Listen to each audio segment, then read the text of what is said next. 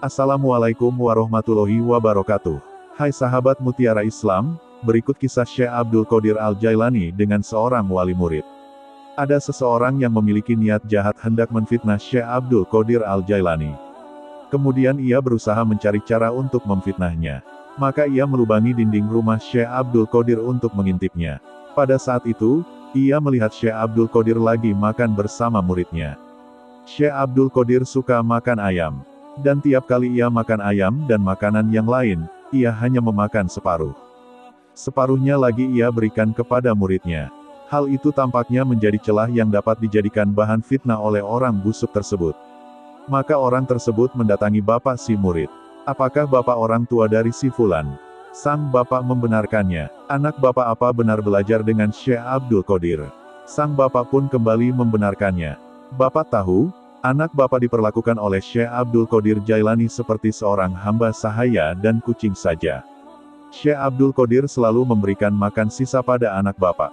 Sang bapak mendengar penuturan orang tersebut langsung percaya saja dan berniat untuk menanyakan hal tersebut kepada Syekh Abdul Qadir.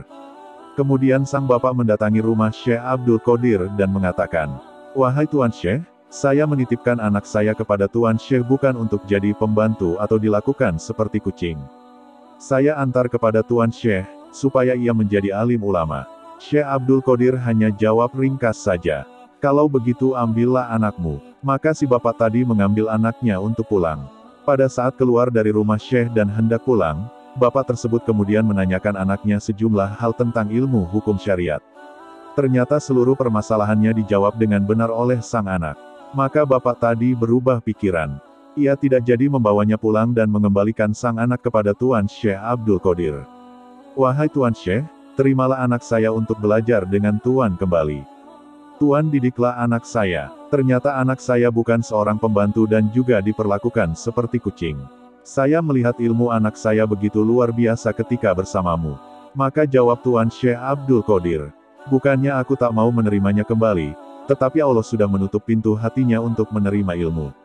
Allah sudah menutup futuhnya untuk mendapat ilmu. Karena ayahnya tak memiliki adab kepada guru, maka anaklah yang menjadi korban." Dari kisah itu, kita bisa mendapatkan pelajaran tentang adab dalam menuntut ilmu. Para anak dan orang tua atau siapapun itu, harus menjaga adab kepada guru. Sungguh pentingnya adab pada kehidupan sehari-hari kita. Dari cerita tersebut, seorang ayah yang tak beradab kepada guru saja bisa membuat anaknya menjadi korban. Bagaimana andai kata si anak sendiri yang tak memiliki adab, apalagi sampai memaki dan mengaibkan gurunya. Ingatlah pesan dari para ulama, satu prasangka buruk saja kepada gurumu, maka Allah haramkan seluruh keberkatan yang ada pada gurumu kepadamu. Semoga Allah selalu menjaga akhlak dan adab kita terhadap sesama, apalagi terhadap guru yang mengajarkan ilmu kepada kita. Semoga bermanfaat. Silahkan share dan bagikan kisah ini. Terima kasih. Wassalamualaikum warahmatullahi wabarakatuh.